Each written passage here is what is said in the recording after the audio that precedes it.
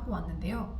총 28박 29일을 머물면서 총 얼마의 지출을 했는지 알려드리면 좋을 것 같아서 이렇게 영상을 만들게 되었습니다. 일단 그 전에 저희 유튜브 채널에 대해서 먼저 설명을 드리고 싶어요. 저는 10년 동안 호주에서 이민 생활을 하면서 주로 호주에 대한 일상 브이로그를 올리다가 24년 10월부터 남편과 함께 백팩을 메고 세계 여행을 하면서 세계 여행 브이로그를 올리는 중입니다. 그럼 이제 발리에서 한 달 살면서 얼마의 지출을 했는지 알려드릴게요. 일단 첫 번째로 항공권이 얼마나 들었냐? 2인 기준 563.85달러를 냈어요. 호주 시드니에서 출발해서 제스타 항공을 타고 발리 덴파사로 가는 직항 티켓이었고 편도 티켓입니다.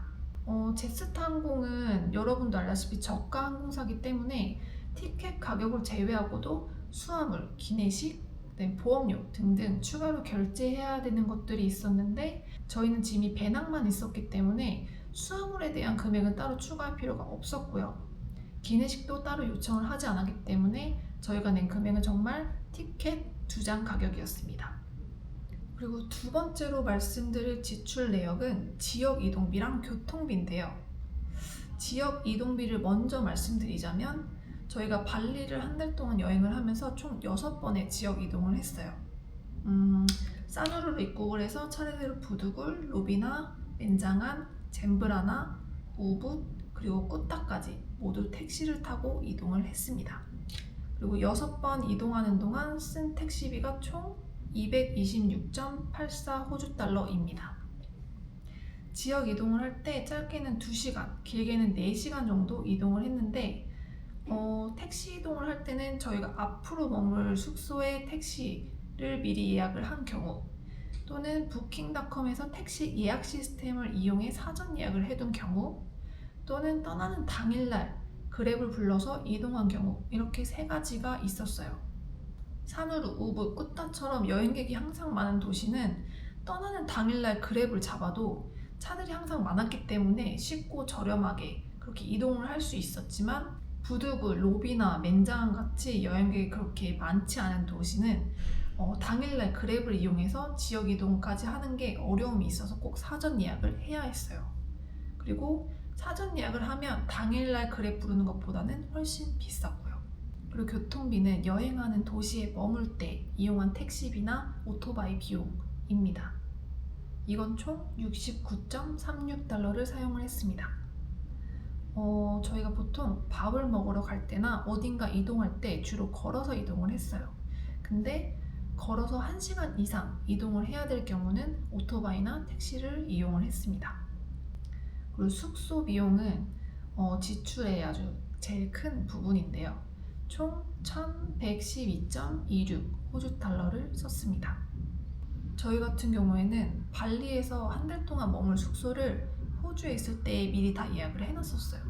뭔가 여유롭게 배낭여행을 하자는 취지와는 좀 다르게 한 달의 일정을 다 짜놓고 출발한 케이스였는데 숙소에 대한 리뷰나 위치를 꼼꼼하게 확인을 하고 예약한 경우가 다였는데 아무리 좋은 리뷰가 많더라도 저희한테는 좀 안 맞는 숙소가 좀 있긴 했어요. 그리고 뭔가 생각보다 이 지역이 좋아서 더 머물고 싶었음에도 불구하고 앞으로의 계획이 다 짜진 상태라서 취소도 불가했고 더 머물 수도 없었고 뭐 그런 일이 있었어서 정말 실수를 하지 않았나 싶더라고요. 그리고 또 미리 예약해놨던 이유가 이 지역에 갔는데 숙소가 없으면 어떡하지? 이런 걱정도 있었어서 근데 그런 걱정을 하기에는 숙소가 너무 많더라고요. 그래서 당일날 찾아도 숙소가 많았어서 굳이 사전에 예약을 다 해놓고 갈 필요가 없었다. 그리고 저는 숙소 예약할 때 부킹닷컴을 주로 이용을 했어요. 많은 여행 유튜버분들을 보면서 숙소 구하는 팁을 찾아보기도 하고 뭐 같은 호텔이라고 할지언정 여러 플랫폼들을 확인을 하고 가격 비교를 한 후에 했는데 제가 몇 년 동안 호주 내에서 여행을 할 때 부킹닷컴 사이트를 주로 이용을 하다 보니까 레벨이 제일 높은 단계인 거예요. 그래서 다른 플랫폼에서 예약하는 것보다 좀 할인 혜택이 많았어서 부킹닷컴을 주로 이용을 해서 예약을 했습니다. 그리고 한 달 동안 식비에 쓴 총 비용을 말씀드리자면 $886.60를 썼습니다. 이 식비 내역에는 아침 식사, 점심 식사, 저녁 식사, 그리고 카페 비용까지 포함이에요. 저희가 숙소를 예약할 때 조식이 포함되어 있던 곳도 있었고 조식 포함이 없었던 곳도 있었는데 크게 신경 쓰진 않았어요. 길거리 음식이나 와룸 같은 데를 가면 음식 한 3, 4개를 시켜도 5, 6천 원 정도밖에 안 했거든요. 반면에 조금 비싼 식당들도 가봤는데 일단 음식값도 비싸지지만 서비스 차지나 텍스 때문에 2, 3만 원은 기본으로 나왔던 것 같거든요. 그래서 저희는 먹고 싶은 건 다 먹되 좀 저렴한 와룸 위주의 식당을 찾아서 식비를 좀 줄였던 것 같아요. 그리고 카페 같은 경우에는 여러분도 알다시피 발리에 정말 예쁘고 맛있는 카페가 많아요. 그래서 더위를 피하고자 들어갔던 경우도 있었지만 물론 이제 아침 식사를 하기 위해서 또는 그저 이뻐서 찾아서 들어간 카페도 있었어요. 저희 같은 경우에는 사누루, 우붓 그리고 꾸따에서만큼은 1일 2카페를 했습니다. 그리고 이 영상을 준비하면서 발리에서의 지출 내역을 쭉 보는데 이 부분은 좀 깜짝 놀랐어요. 관광비가 총 9.93달러 밖에 안 썼더라고요. 이렇게 관광지를 안 갔나 싶더라고요. 근데 물론 저희가 6년 전에 발리에 여행을 왔을 때 그때 발리에서 유명하다는 관광지는 그때 다 가봤었어요. 그래서 이번 여행에서 굳이 2번 가야 되나 싶은 그런 생각도 있었고 남편이 아팠어서 또 생략한 부분도 있었어요. 그래서 9.93달러를 쓴 유일한 관광지가 바로 베드굴에서 갔던 자띠루이 라이스 테라스인데 여기가 세계 문화유산지인 만큼 꼭 한 번은 가봐야 되지 않나 싶은 생각까지 들 정도로 멋진 곳이었어요. 그래서 여러 지역에서 이 자띠루이 라이스 테라스를 당일 투어로 많이들 오시는 걸로 알고 있는데 발리에서 길게 머무는 분들이라면 꼭 가시는 걸 추천을 드려요, 저는. 그리고 마지막으로 기타 비용인데요. 기타 비용에는 쇼핑한 거, 마사지 받은 거, 그리고 통신비까지 모두 포함이고 총 302.42불을 썼습니다. 저희가 통신은 eSIM을 사용을 했고요. 저희가 여러 사이트를 비교해 봤을 때 마야 모바일이 제일 낫다고 생각해서 여행하는 내내 마야 eSIM을 사용하고 있어요. 발리에서는 한 사람당 20기가씩 결제를 해서 32불 냈고 2명 해서 64불을 결제를 했습니다. 그래서 발리에서 받은 마사지는 한 달 생활하면서 딱 2번밖에 안 받았더라고요. 한 번은 사누루에서 전신 마사지 22불, 그리고 우붓에서 발 마사지 30분 해서 6불 냈고 총 마사지에만 쓴 거는 28불입니다. 발리에서 한 달 동안 총 쓴 지출 내역이 3,171.26 호주 달러를 썼습니다.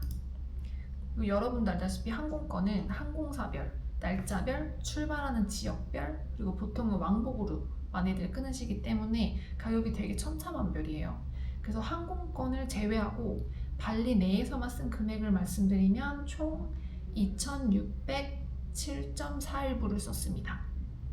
이 금액이 지금 2인 기준 지출 금액인데 제 생각엔 저희가 발리에 머물면서 신랑이 발리벨리에 결리는 바람에 투어를 많이 못했던 점도 있었고 와룸을 이용하면서 식비를 많이 줄였던 점, 그리고 6년 전에 발리를 여행했을 때 유명 관광지는 이미 다 가봤었던 점 때문에 한 달이나 여행한 것 치고는 되게 지출 금액이 크진 않았던 것 같아요. 그리고 마지막으로 제가 발리 여행을 하면서 이러이러한 점은 영상을 통해서 말씀을 드려야겠다 싶은 게 몇 가지 있어서 말씀을 드리려고 해요. 첫 번째는 발리벨리에 대한 건데요. 저희 같은 경우에는 현지에서 약을 사서 며칠간 먹어보면서 일주일간 아픈 걸 견딘 케이스인데 아직까지도 무엇 때문에 발리벨리를 겪게 되었는지는 모르겠어요. 신랑이랑 저랑 똑같은 음식을 먹고 똑같은 음료를 마셨는데 저는 안 아팠고 오빠는 아팠으니까. 물론 건강하게 여행하고 오시는 분들도 많고 건강하게 여행을 하기를 바라는 마음이지만 혹시 모를 상황에 대비해서 발리 여행을 가실 때는 여행자 보험을 꼭 하고 가시기를 추천드려요.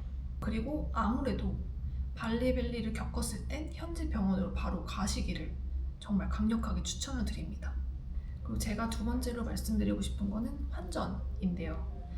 저희가 발리에서 환전할 때마다 환전소 곳곳을 돌아다니면서 환율을 꼭 체크를 하고, 그리고 환전소로 떠나기 전엔 여러 번 세어보면서 그렇게 환전을 해왔었는데, 그럼에도 불구하고 마지막 여행 도시였던 꾸따에서 환전 사기를 당하게 되면서 정말 어이없었는데요.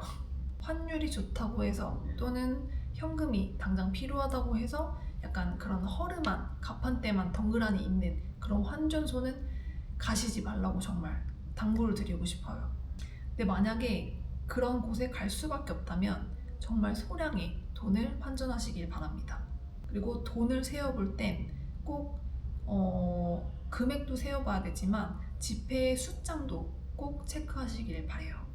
이렇게 저희 발리에서의 한 달 지출 내역을 설명드렸는데요. 이 정보가 여러분께 도움이 되는 영상이 되길 바라면서 이번 영상도 시청해주셔서 감사드리고, 앞으로의 새로운 여행지에서의 브이로그도 기대 부탁드립니다. 감사합니다.